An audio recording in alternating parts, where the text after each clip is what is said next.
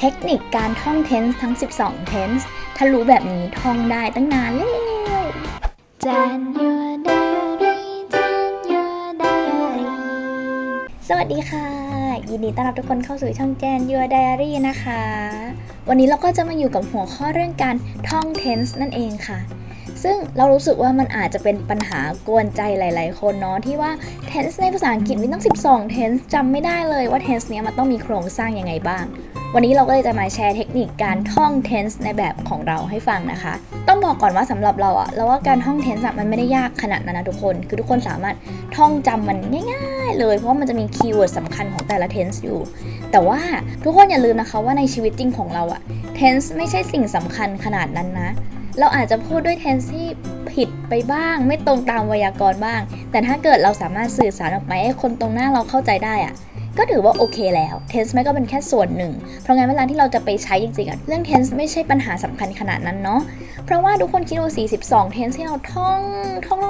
กันตั้งแต่เด็กอะในชีวิตจริงเราจะได้ใช้สักกี่ tense กันเชียวเนาะเราไม่ได้ใช้กันครบทุก tense เลยด้วยซ้ำก็อยากจะบอกทุกคนว่าจริงๆแล้วมันไม่ใช่ประเด็นหลักในการสื่อสารภาษาอังกฤษขนาดนั้นอีกสิ่งหนึ่งที่สำคัญนอกจากเรื่องของการท่องจำโครงสร้างของ tense ทุก tense แล้วเนี่ยเราคิดว่า adverb of time เป็นอีกหนึ่งสิ่งที่สำคัญมากๆเลยนะคะไม่ว่าจะการพูดกันในชีวิตประจำวันบางทีเราใช้ tense ผิดไปบ้างแต่ว่าเรามี adverb of time ในการกำหนดช่วงเวลาของมันอะคนตรงหน้าเขาก็เข้าใจเราได้เนาะหรือว่าจะเป็นในห้องสอบที่เขาอาจจะให้เราเลือกใส่สัก tense หนึ่งเข้าไปในช่องว่าง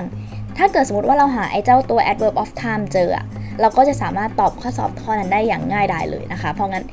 adverb of time เป็นสิ่งที่สำคัญมากอย่าลืมไปท่องนะคะว่าแต่ละ tense เนี่ยมันมีคำศัพท์ที่ระบุเวลาเป็นคำไหนบ้างเนาะก็จะช่วยให้เราใช้ tense ได้คล่องขึ้นนั่นเองค่ะเพื่อไม่ให้เป็นการเสียเวลาไปดูกันเลยว่าเทคนิคการท่อง tense ในแบบฉบับของเราเป็นยังไงบ้างมาค่ะทุกคนมาดูเทคนิคการจำ tense ของเราดีกว่า tense ของเราที่เราเรียนมาตั้งแต่เด็กๆตั้งแต่ประถมถึงตอนเนี้ยก็คือมีทั้งหมด12 tense ถูกไหมคะ12 tense ด้วยกันก่อนอื่นเราจะต้องรู้กันก่อนว่า12 tense เนี่ยมันเกิดจากอะไรบ้างอะไรทำให้มันมีถึง12 tense ด้วยกันเยอะไปไหนก่อนทั้ง12 tense นี้นะคะมันเกิดจาก tense 4 ช่วงบวกกับ3 timing ซึ่ง tense 4 ช่วงนี้คืออะไรบ้างก็คือจะมี simple คือธรรมดามากๆเลยต่อไปคือ continuous ความหมายของมันคือการเน้นเวลาค่ะทุกคนบางคนจะเคยท่องมาว่ามันคือการที่กำลังทำอยู่ถูกไหม he is running ก็คือเขากำลังวิ่งอยู่แต่ไอ้คำว่าเขากำลังวิ่งอยู่นั่นนะมันก็คือเป็นการบอกว่าเขากำลังวิ่งอยู่นะตอนนี้นะมันเป็นการเน้นระยะเวลาเนาะ continuous ต่อมาก็คือเป็น perfect เราก็จะท่องกันมาว่ามันเป็นเรื่องราวที่เกิดขึ้นตั้งแต่อดีตดำเนินการมาถึงปัจจุบันเราถึงจะใช้ tense perfect ถูกไหมเพราะงั้น perfect มันจะพูดถึงความต่อเนื่องของการกระทำเช่น I have done my homework since 9 o'clock ก็คือแปลว่าฉันทำการบ้านอันเนี้ยมาตั้งแต่9 โมงแล้วปัจจุบันก็ยังทำอยู่เห็นไหมคะเขาบอกถึงความต่อเนื่องของระยะเวลาตั้งแต่9 โมงจนถึงตอนนี้เลยสุดท้ายคือ perfect เหมือนกันแต่ว่าคือ perfect conซึ่งมันก็เกิดจากการเอาฟิวชั่นระหว่าง perfect กับ con มารวมกันนั่นแหละนั่นก็คือการบอกถึงช่วงเวลาถึงความต่อเนื่องแต่เป็นความต่อเนื่องที่ระบุเวลาเจาะจงเขาไม่ใช้หรอก tense เนี้ย perfect con คือแบบโอ้โหหายากมาก10 ปีมีหนเนาะแต่ว่าเขาก็มีไว้เพื่อให้มันครบทุกการเอามาใช้งานได้ซึ่งพอเรามี tense 4 ช่วงแบบนี้แล้วอะเราก็เอามาคูณกับ timing ทั้ง3 อันนั่นก็คือเป็น present เป็น pastแล้วก็เป็น future นั่นก็คือปัจจุบันอดีตแล้วก็อนาคตนั่นเองพอเราเอามาคูณกันแบบนี้มันเลยได้เป็นทั้งหมด12 tense นี่คือที่มาเนาะอย่างที่บอกว่าไอ้ perfect con มันไม่ค่อยได้ใช้เพราะงั้นมันก็ตัดไปได้ตั้ง3 tense แล้วสรุปว่าเรามี tense ที่ใช้บ่อยๆกันอยู่9 tense เองทีนี้เราจะต้องมาดูลักษณะโครงสร้างของแต่ละ tenseทั้ง4 tense เนี้ยมันจะมีความ specific ของมันอยู่ซึ่งพอเราเอามาผสมกับสิ่งเนี้ยมันก็จะได้เป็น tense ออกมาดู timing กันก่อนดีกว่า timing ทั้ง3 อันมันก็มีความ specific ของมันอยู่เหมือนกันถ้าเป็น present โครงสร้างของมันคืออะไรทุกคนจำได้ไหม present ก็คือเป็น verb 1 ธรรมดาถูกไหมคะ verb 1 ทั่วๆไปธรรมดาเลยส่วนความเป็น past ก็คือเป็น verb 2 ถูกต้องเนาะสุดท้ายความเป็น future ก็คือที่ทุกคนท่องมาบ่อยๆก็คือจะมีคำว่า willแล้วพอมี will มันก็จะต้องบวกด้วย verb 1มันก็คือเป็นความ verb 1 ธรรมดาเหมือนกันต่อมาเรามาดูลักษณะของ tense ทั้ง4กันบ้างดีกว่าถ้า ถ้าเป็น simple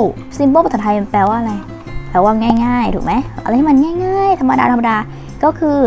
เอาจาก timing มาใส่ได้เลยคือเป็นความธรรมดาก็คือเป็น verb 1 verb 2 will บวก verb 1เห็นไหมว่าเป็นความแบบธรรมดามากๆตามนี้เลยไม่มีการผันไม่มีการเปลี่ยนอะไรทั้งนั้นต่อมาคือ continue เนี่ยมันจะมีโครงสร้างเฉพาะของมันอยู่นั่นก็คือการที่มันต้องมี verb to be บวกด้วย verb ing อันนี้คือสิ่งที่มีคาว่า continuous ปุ๊บต้องมีสิ่งนี้เป็นแบบคีย์เวิร์ดสำคัญถ้าไม่มี2สิ่งนี้คู่กันเราจะไม่เรียก tense นั้นว่า continuous เด็ดขาดพอมันมี be บวก verb ing เนี่ย be มันเป็นสิ่งที่สามารถผันตาม verb 1ตาม verb 2ได้เราใส่ ing ไว้เลยทุกคนเพราะว่าไม่ว่ามันจะเป็น present past หรือว่า future ยังไงก็ต้องมี ing ถูกไหมคะเพราะมันเป็นโครงสร้างของความเป็น continuous แต่ว่าที่เปลี่ยนตาม timing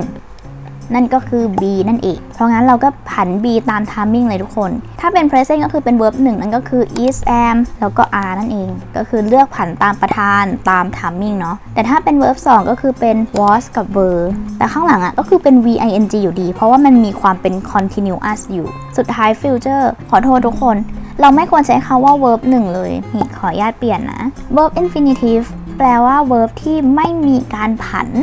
มันจะคล้ายๆกับ verb 1ใน verb ทั่วไปก็คือไม่ให้ผันเป็น verb 2ไม่ให้ผันเป็น verb 3ซึ่งพอเอามันมาจับคู่กับ tense continuous verb be ที่ไม่มีการผันที่เป็น verb infinitive ของ be นั่นก็คือ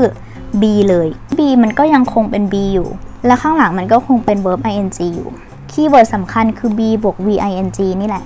แล้วพอเราจะเอามาใส่ timing ตรงไหนเราจะ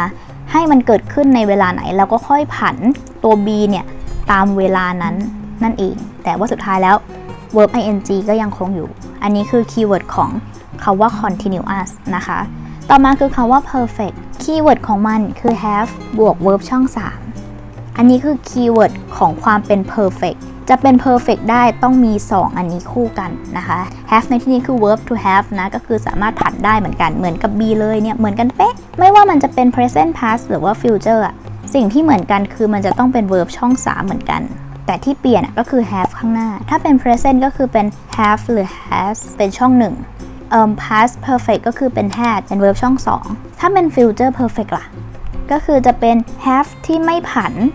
ก็คือเป็น have เหมือนเดิมถูกต้องไหมคะเพราะงั้น have เราก็ไม่ต้องผันก็ใช้ have เหมือนเดิมก็จะเป็น will have been ก็ว่าไปสุดท้ายที่คนบอกว่ายากที่สุดไม่เคยจำได้เลยนั่นก็คือ perfect con จริงๆแล้วมันไม่ได้ยากเลยทุกคน perfect con นะคะแค่ชื่อก็เห็นอยู่แล้วว่ามันเกิดจาก perfect บวก con เพราะงั้นก็คือเป็นการเอา perfect กับ con เนี่ยมาผสมกันนั่นเองคีย์เวิร์ดของ perfect con ก็คือ have been ving ถามว่า have been บวก ving เนี่ยมันมาจากไหนมันมาจาก have บวกกับ bing ตรงนี้จริงๆแล้วมันคือ have บวกด้วย be บวกด้วย ving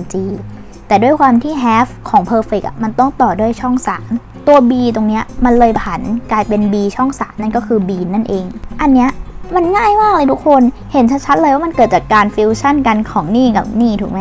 เพราะงั้น2อันเนี้ยมันก็จะอยู่ตรงนี้ตลอดไม่ไปไหนไม่ว่าจะเป็น tense อะไรมันก็จะต้องมี been บวกด้วย verb ing เสมอเปลี่ยนกันแค่ตัวหน้าตัว have เนี่ยเหมือนนี่เลยเห็นไหมทุกคนเปลี่ยนแค่นี้ข้างหลังเหมือนกันเป๊ะเพราะงั้นถ้าเป็น present perfect con ก็คือจะเป็น have หรือ has เหมือนกับ perfect เป๊ะเลยทุกคนพอเป็น past ก็คือเป็น had พอเป็น future ก็คือเป็น have ขอแทรกนิดนึงว่าอย่าลืมถ้าเป็น future เนี่ยอย่าลืมใส่ will ให้เขาด้วยนะคะทุกคนตรงนี้ก็ต้องมี will นำหน้านะจะได้รู้ว่าเป็นในอนาคตนะคะแต่เราไม่ได้เขียนเนาะแค่นี้เลยแค่ทุกคนรู้ความหมายของ timing รู้โครงสร้างของ tense ทั้ง4เนี่ยจำไอ้ตรงเนี้ยให้ได้ว่าแต่ละ tense เนี่ยมันมีความ specific ของมันยังไงมันมีลักษณะเฉพาะของมันยังไงทุกคนก็สามารถเอามาเขียนตาราง tense ทั้ง12 tense แบบนี้ได้แบบง่ายๆเลยตัดภาพมาที่สรุปของเรานะคะทุกคนสรุปแกมมาเนี่ยเราก็ได้เขียนออกมาแล้วว่า tense เนี่ยมี4 tense 3 เวลานะรวมกันเลยกลายเป็น12 tense แล้วแต่ละ tense มีโครงสร้างยังไงบ้างก็ถูกเขียนในนี้หมดเลยรวมถึงนี่อันนี้ก็คือเป็นสรุปที่เราพูดไปวันนี้นะคะว่าถ้าเกิดเป็น simple ก็คือเป็นง่ายๆทั่วไปสามารถยกตาม timing มาได้เลย timing เป็นยังไงใส่ตามนั้นแต่ถ้าเกิดเป็น continuous ลักษณะของมันเนี่ยก็คือจะต้องมี verb to be ตามด้วย verb ing ถ้าเป็น perfect ลักษณะของมันก็คือจะมี verb to have บวกด้วย verb ช่อง3 แต่ถ้าเกิดเป็น perfect con ลักษณะของมันก็คือจะเป็น verb to have บวกด้วย been ก่อนเพราะมันเกิดจากผสมกันระหว่างmeกับmeถูกไหมแล้วค่อยตามด้วย verb ing นั่นเองค่ะแล้วนอกจากการท่องโครงสร้างของ tense นะคะอย่างที่บอกไปตอนต้นว่า adverb of time ก็เป็นสิ่งที่สำคัญเหมือนกันนี่ลงมาเราก็จะไล่ให้ดูเลยว่า tense ไหนเนี่ยมี adverb of time อะไรที่น่าจำบ้างเห็นปะเนี่ยไล่มาทีละ tense ให้ดูเลยทุกคนก็จะได้เอาไปปรับใช้ได้ว่าอ๋อถ้าเกิดเจอ adverb of time แบบนี้นะเจอ tomorrow เจอ in the future อะไรเงี้ยเราก็จะต้องมาใช้ tense ที่เป็น future simple นั่นเองจบกันไปแล้วนะคะทุกคนเป็นยังไงบ้างทุกคนพอเข้าใจสิ่งที่เราต้องการจะสื่อไหมก็อยากจะให้ลองเอาไปฝึกใช้บ่อยๆยิ่งเราใช้เยอะใช้ในชีวิตประจำวันเราได้มากเท่าไหร่มันก็ทำให้เรายิ่งคุ้นเคยกับสิ่งเหล่านี้กับภาษาอังกฤษมากขึ้นนะคะสุดท้ายนี้ถ้าเกิดใครสนใจสรุปแกมมาของเราเนี่ยทุกคนก็สามารถสั่งซื้อเข้ามาได้ทาง IG เราเลยนะคะทุกคนเดี๋ยวจะทิ้งไว้ให้ตรงนี้แล้วก็มีลิงก์อยู่ใต้คลิปด้วยนะคะสามารถทัก DM เรามาได้เลยนะทุกคนเราจะพยายามตอบทุกคนให้รวดเร็วที่สุดเท่าที่จะทำได้ขอบคุณทุกคนที่ดูมาถึงตอนนี้นะคะถ้าชอบก็อย่าลืมกดไลค์กดแชร์กด Subscribe เป็นกำลังใจให้กันด้วยนะคะจะได้ไม่พลาดคลิปต่อๆไปนะแล้วมาเจอกันใหม่ค่ะทุกคนบ๊ายบาย